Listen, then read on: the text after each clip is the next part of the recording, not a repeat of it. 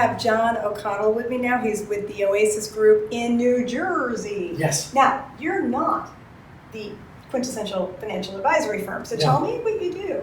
So the Oasis Group, what we do is we help wealth managers as well as technologists that support wealth managers in creating their message. So if you're a wealth manager that has grown over the past couple of years, and then maybe that growth as you've gone through your friends and family has stagnated, and you're really looking at, okay, how do I keep that growth curve So in other words, going? how to tell your story and How to get tell that your story out. Yes. So how do you guys go about doing that? That's a real challenge for everybody. It is a real challenge. I mean, what we do is we first take a look at what made the firm successful in the past. Mm-hmm. What's the client base look like today? And then how do they leverage that client base moving forward? I'll give you a really small example.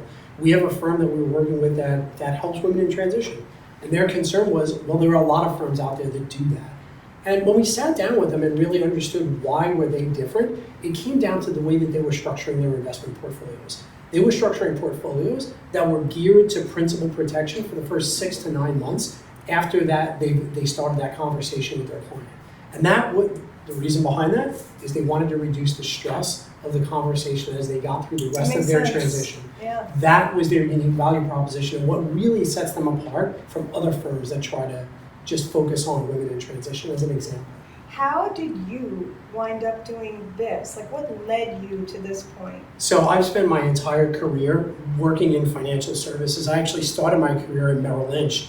And then from there, I went off and did some consulting with KPMG Warwick, and then a couple of startup firms in the technology space, and then came back to wealth management several years ago as a chief revenue officer for a couple of different firms. So you really then got to see, from the revenue point of view, what was preventing those firms from being able to acquire clients faster, and communication obviously became, the key point. Absolutely. It comes down to how you're presenting yourself to your target market, and then really what's resonating with them and what's not.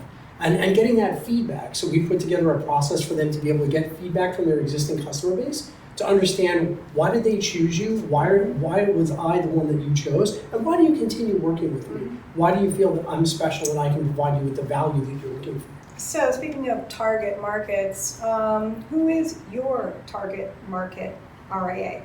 My target market would be any wealth management firm that's beginning to stagnate in their ability to continue to grow. What I typically find is that those are the firms that are under that 50 million range and have really their growth has slowed.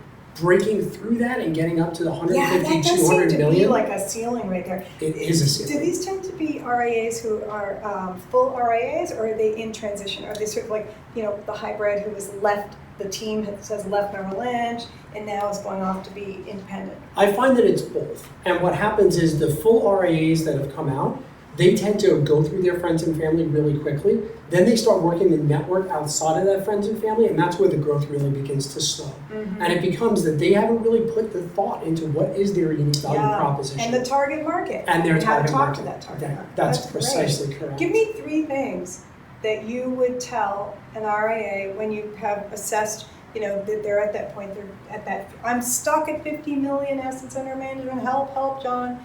What are 3 things that you would tell them that you're going to help them do right out of the gate? I would say, number 1, immediately take a look at your client base and who are the people that you've been successful with so far. Because those are the folks that you're most likely going to get more referrals from, and those are the folks that you want to be able to get your messaging out to. Okay.